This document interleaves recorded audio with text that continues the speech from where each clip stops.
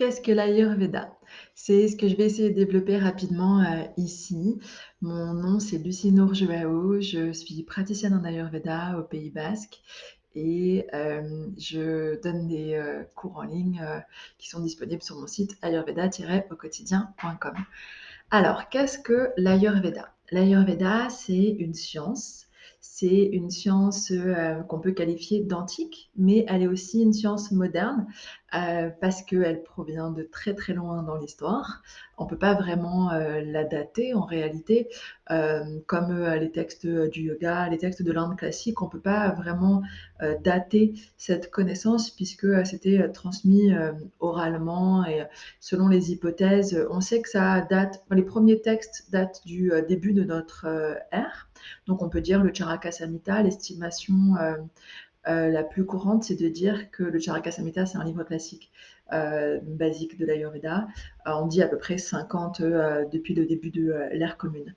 Mais il y a des hypothèses qui disent que l'Ayurveda, ça a 5000 ans. Voilà. Donc c'est très lié avec l'histoire des Védas, l'histoire du yoga. Je vais expliquer un petit peu ça. Mais donc du coup, c'est une science. Une science de quoi? Une science du vivant. Souvent, on traduit comme ça Ayurveda, science de la vie, parce que Ayur, ça veut dire vie, et Veda, connaissance. C'est pas suffisamment juste parce qu'en fait, dans le terme Ayuhu, le terme sanskrit, donc les textes classiques de l'Ayurveda sont comme ceux du yoga en sanskrit, qui est la langue classique de l'Inde. Et le terme Ayuhu, il signifie longévité. En fait, il signifie à la fois vie et mort.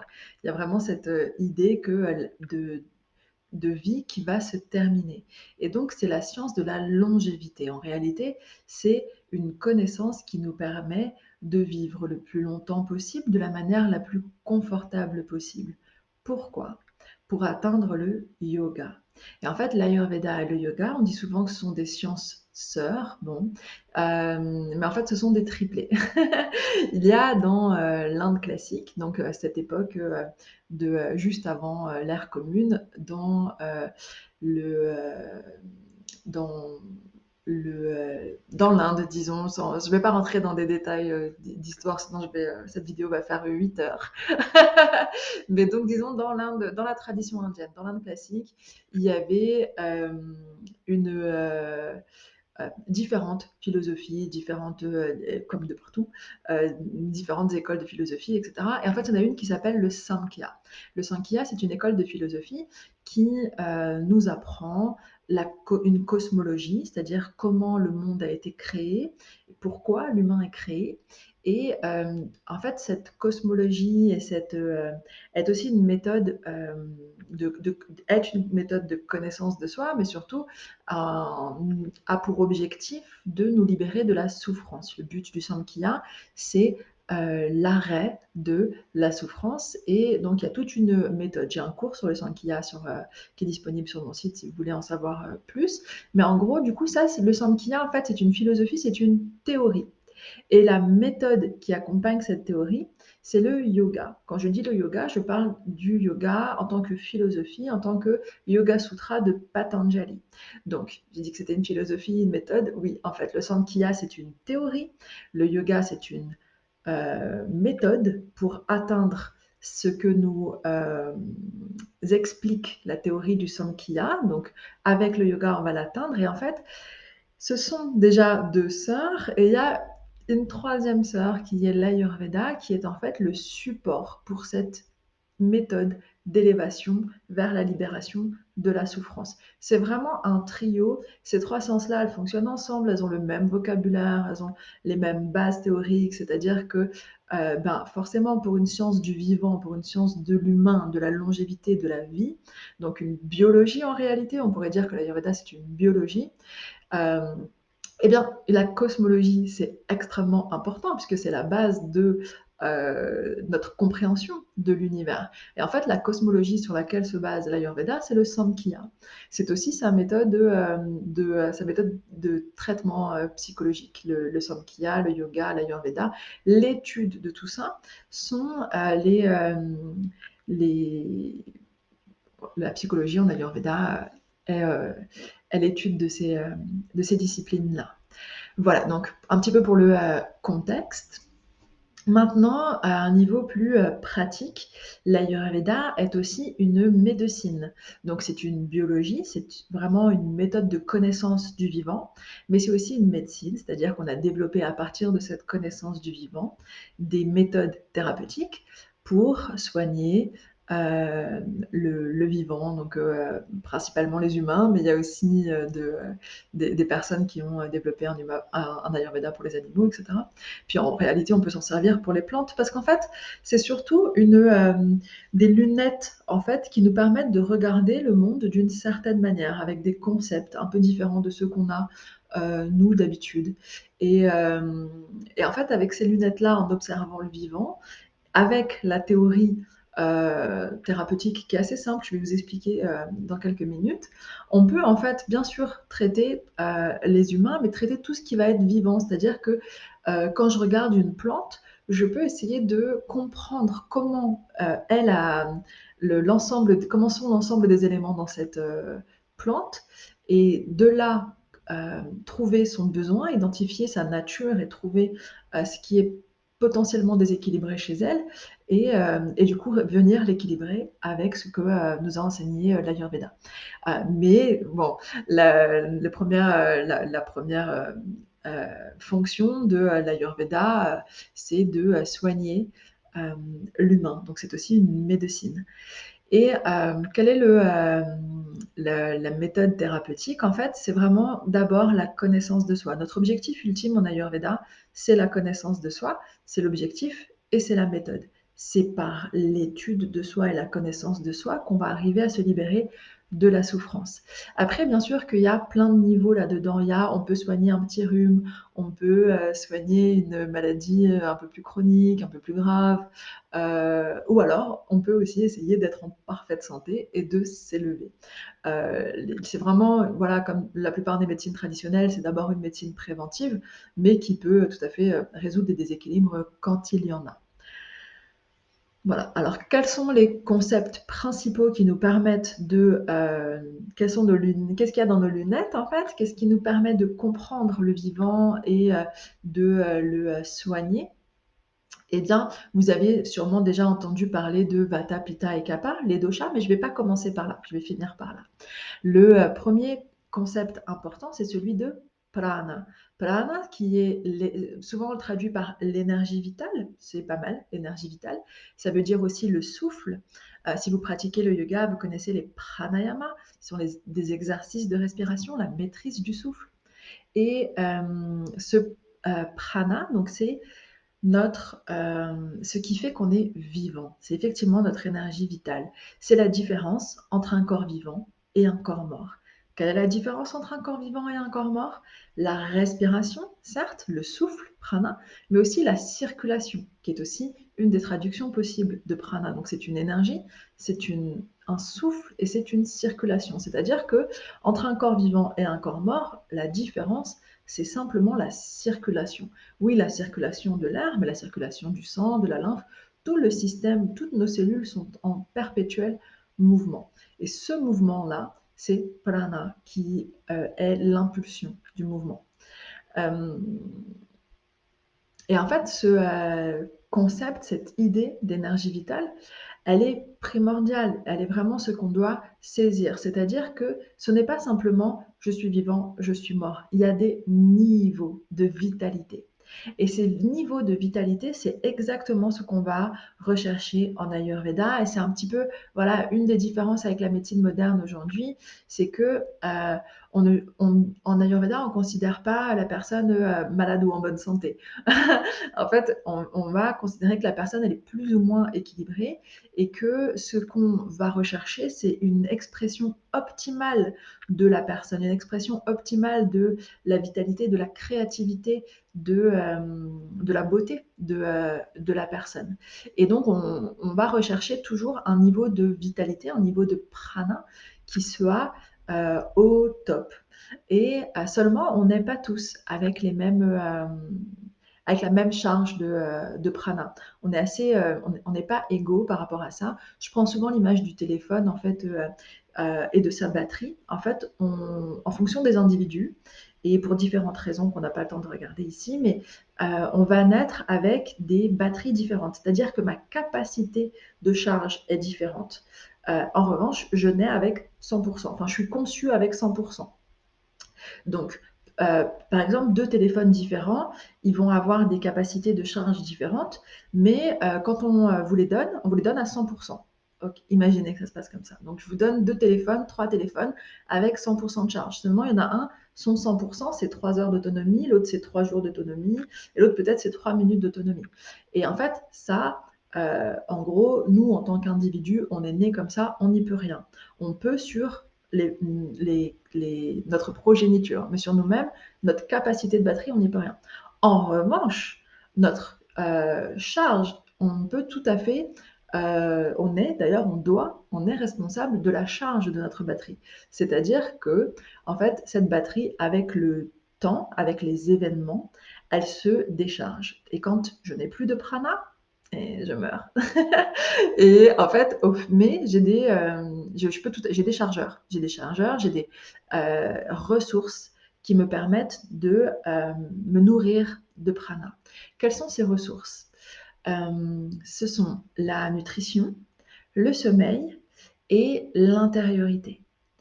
L'intériorité, c'est vraiment les moments qu'on passe avec nous-mêmes, avec le soi, le grand soi.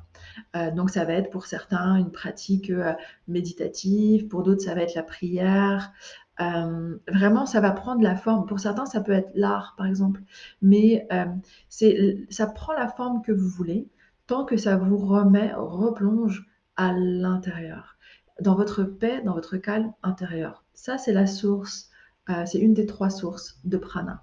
Le sommeil, donc évidemment le sommeil, le juste sommeil, le sommeil qui n'est ni trop léger ni trop lourd. Il y a plein de critères comme ça pour le sommeil, mais un sommeil régénérant est une ressource en prana. Et l'alimentation. Mais l'alimentation, évidemment, c'est pas n'importe quelle alimentation. C'est-à-dire que ce sont je vais rechercher justement dans ma nourriture une nourriture qui est riche en prana, une nourriture qui va me donner de la vitalité. Donc déjà pas une nourriture morte, pas une nourriture euh, industrielle parce qu'elle n'a pas de vie.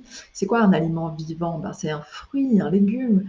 Et vous voyez la différence entre un fruit que vous cueillez dans l'arbre. Est-ce que vous avez déjà mangé une fraise dans le petit, enfin que vous venez juste de cueillir, ou une pomme dans l'arbre, ou une orange dans l'arbre, et vous comparez ce même fruit avec le fruit au supermarché. Vous voyez, il n'a pas du tout le même jus, la même saveur, la même vitalité. Voilà.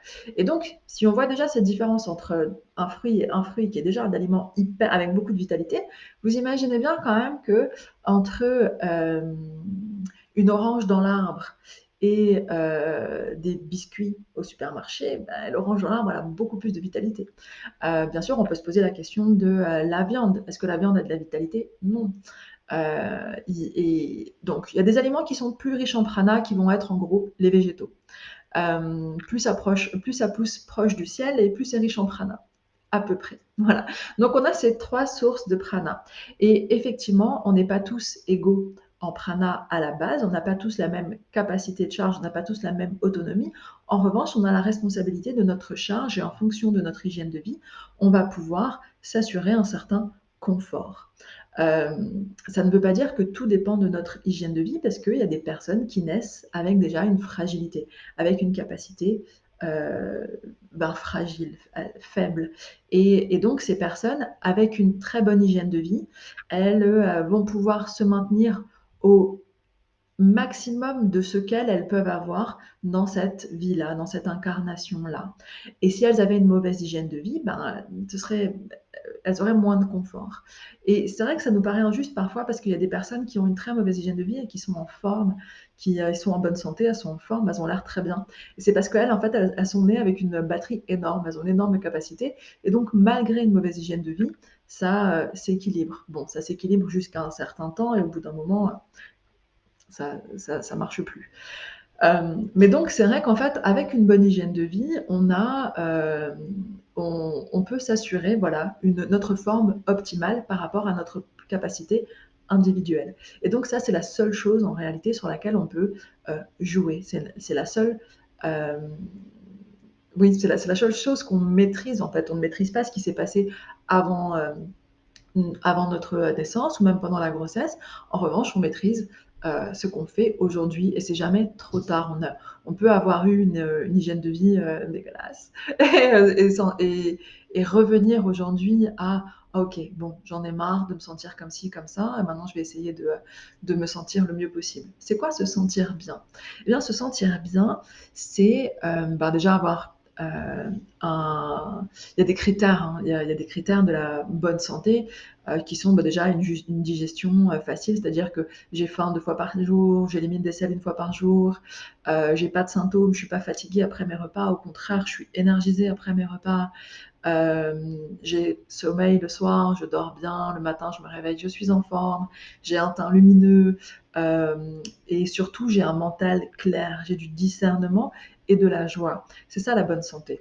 Donc ça comprend pas que ne pas être malade. Vous voyez bien, c'est vraiment la pleine expression de ce que je suis et l'expression de mon plein potentiel. C'est ça qu'on recherche dans la santé. Et on n'a pas tous le même potentiel, et surtout au niveau du corps. Mais avec l'hygiène de vie adaptée, on peut s'assurer d'aller vers les conditions optimales. Voilà, donc on a ces 3 sources, la nutrition, le sommeil et la pratique intérieure. En général, quand on s'intéresse à l'Ayurveda, quand on commence, on a envie on va vers l'alimentation, on a envie de savoir ce qu'on doit manger, pourquoi on doit manger, etc. Et c'est vrai que là, c'est assez intéressant de connaître ces doshas, Vata, Pitta et Kapha, pour comprendre. Avant d'aller vers Vata, Pitta et Kapha, je vais simplement expliquer le principe de digestion et qui va nous permettre de comprendre pourquoi on a besoin de ces 3 éléments-là. Donc le principe de digestion, il s'appelle Agni, le feu digestif. Agni, ça veut dire feu. Donc, comme en médecine chinoise, on considère que la digestion, c'est du feu, mais en fait, comme en médecine moderne, votre digestion, c'est du feu sous forme liquide. C'est des acides, c'est du feu sous forme liquide. Donc, en fait, quand vous mangez quelque chose, cette chose est transformée, est cuite, en fait, dans des acides pour pouvoir être diffusée dans le corps et éliminée. Et donc, ce feu digestif, il fonctionne avec prana. Et il faut considérer que notre corps est vide et creux. Notre corps est une grotte, il est vide et creux. Il y a des choses qui me traversent. L'air me traverse, il entre, il sort. La nourriture me traverse, elle entre, elle sort. Les idées me traversent, elles entrent, elles sortent. Mon corps est vide et creux.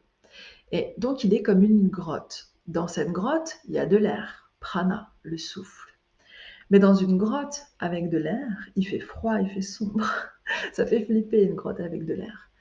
En fait, si j'ai du feu dans ma grotte, là, je vais avoir de la chaleur, je vais avoir du discernement. Ma grotte, elle est beaucoup plus agréable, elle est beaucoup plus conviviale, elle est beaucoup plus chaleureuse. Vous voyez, et donc, le niveau de mon feu dans cette grotte va définir aussi mon niveau d'énergie, de vitalité et surtout de discernement. Donc, ma grotte, si j'ai une toute petite bougie, si mon feu est faible, si mon feu digestif est faible, j'ai une toute petite bougie dans ma grotte et je suis comme ça, je regarde à gauche, à droite et je suis en galère et j'ai peur dans ma grotte, j'ai froid et j'ai peur dans ma grotte. En revanche, si j'ai un feu trop fort, j'ai un incendie dans ma grotte et pareil, je vais être en panique, bon, il va y avoir trop chaud, etc. Donc là, il y a trop de feu dans ma grotte. Mais en revanche, si j'ai juste un bon feu dans ma grotte, un joli foyer, je peux inviter mes amis, c'est sympa, je me sens bien, il fait chaud, je peux cuire des aliments sans problème, ça va pas brûler, ça va pas mettre 8 heures à être digéré, etc. Et donc c'est ça qu'on recherche en fait, un feu digestif toujours à un niveau optimal aussi. C'est vraiment une question d'optimisation de la santé. Et en fait, il y a des choses qui vont déséquilibrer notre feu digestif. C'est des choses qui vont déséquilibrer tout ce qui est vivant. Et là, ce sont les doshas. Donc les doshas, Vata, Pitta et Kapha, ce sont des principes d'action biologique. Tout ce qui est vivant est régi par ces 3 principes. Vata, c'est le principe de la circulation. Pitta, c'est le principe de transformation. Et Kapha, c'est le principe de construction. Ces trois-là sont toujours en train d'interagir. Ils sont toujours présents dans les corps vivants. La plante à côté de moi, elle est composée de Vata Pitta Kapha. Moi, je suis composée de Vata Pitta Kapha. L'arbre qui a fait ses jolis pots était, quand il était vivant, régi par Vata Pitta et Kapha et par une danse, par un mouvement entre Vata Pitta et Kapha. Seulement, ils dansent, ils sont en mouvement perpétuel et ils ont la capacité de nous déséquilibrer, toujours. En fait, c'est ça qui déséquilibre. C'est exactement ça la définition des doshas, c'est qu'ils déséquilibrent. En réalité, il y a 5 doshas, parce qu'on peut rajouter rajas et tamas qui sont ceux qui déséquilibrent le mental. Mais là, je vais me concentrer sur Vata, Pitta et Kapha pour revenir à la question de la digestion qui est initiale et primordiale dans notre étude de l'Ayurveda. Et donc, quand dans ma grotte, il y a trop de vata, donc vata, c'est le principe de circulation, c'est le principe du vent.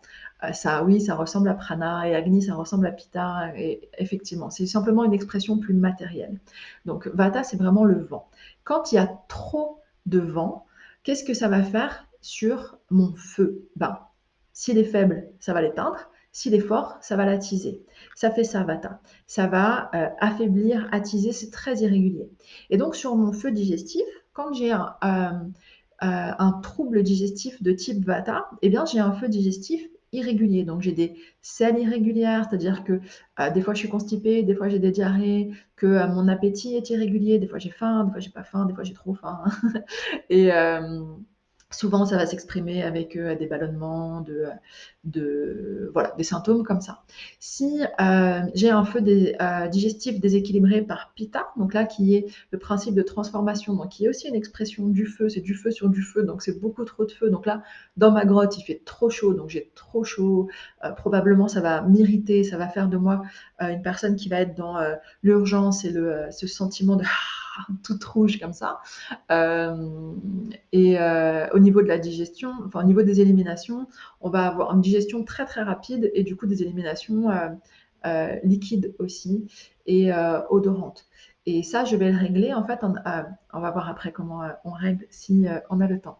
Et enfin, donc si j'ai un feu digestif qui est déséquilibré par Kapha dosha, qui est le principe de construction, mais qui en fait est composé, disons, composé, donc là c'est des images hein, toujours de terre et d'eau, donc qui est plus comme de la boue, qui est lourd en fait, qui est lourd et froid, ben pareil, il va venir éteindre mon feu, il va ralentir mon feu. Si mon feu est pris dans la boue, ça va être compliqué. Et donc après manger, je suis fatiguée et j'élimine doucement et je digère doucement. Et ça, typiquement, sont les personnes qui disent ah ça me reste sur l'estomac. Voilà, ça me reste sur l'estomac, c'est très Kapha-dosha. Et donc, quand on a identifié ça, donc ces trois types de déséquilibre, c'est-à-dire que ce mouvement des principes biologiques dans le corps a penché d'un côté ou de l'autre, je vais vouloir rétablir l'équilibre en apportant les qualités opposées. Et donc ça, c'est le principe thérapeutique de l'Ayurveda qui est Samanya Vishesha. Samanya Vishesha Siddhanta, le principe des opposés qui s'équilibrent et les semblables s'augmentent. C'est-à-dire que quand j'ai du feu sur du feu, j'ai encore plus de feu, mais quand j'ai du froid sur du chaud, ben, j'ai tiède. Vous voyez, c'est du bon sens pur et simple. Les opposés s'équilibrent, les semblables s'augmentent, et c'est tout le principe thérapeutique de l'Ayurveda. Et pour comprendre ça, en fait, on peut essayer de comprendre les doshas, Vata, Pitta et Kapha, mais ou tout simplement observer. Et ce qu'on observe, c'est d'abord notre digestion, notre élimination, notre appétit. Et donc, si je regarde ma peau, si je regarde mes selles, si je regarde mes urines et que je trouve qu'elles sont, bah voilà, elles sont chaudes, elles sont jaunes, elles sont rouges, qui vont être plutôt des attributs, elles sont odorantes, quoi. Ça va être plutôt et liquide, ça va être plutôt des attributs de pitta. Donc là, je sais que j'ai un excès de pitta, donc qu'est-ce que je vais aller chercher? Mais je vais aller chercher les qualités opposées. Mais en fait, les qualités opposées à pitta, c'est les qualités opposées à ce que vous avez remarqué. Si vous avez remarqué de la chaleur, ben vous allez essayer de diminuer cette chaleur en allant vers des choses plus fraîches, plus froides, peut-être aller vous baigner dans un lac. Et en revanche, si ce que vous observez, c'est le froid, la frilosité ou la sécheresse de la peau, la constipation, donc la sécheresse du côlon, etc., vous allez rechercher de l'onctuosité, mettre de l'huile chaude pour avoir de l'onctuosité et de la chaleur en même temps. Si ce que vous avez remarqué, c'est de la lourdeur, ah ça me pèse, etc., qui vont être plutôt des attributs de Kapha dosha, et bien là, on va rechercher plutôt la sécheresse et la chaleur. On va rajouter des épices, on va rajouter du piquant dans la nourriture. Voilà, ce sont les principes thérapeutiques de base de l'Ayurveda. Donc, vous avez les concepts de base, les principes thérapeutiques de base. J'espère que ça vous a donné envie d'aller plus loin, que ça vous a déjà permis de comprendre certaines choses de vous-même et du vivant. Et si vous avez envie d'en savoir plus, d'aller plus loin, il y a mon livre sur la nutrition qui s'appelle Équilibrer sa digestion grâce à l'Ayurveda, qui est paru aux éditions Erol. Et il y a les cours sur mon site internet. Il y a des cours pour les débutants, des cours pour les niveaux intermédiaires et avancés pour les praticiens en Ayurveda, les profs de yoga, etc. www.ayurveda-au-quotidien.com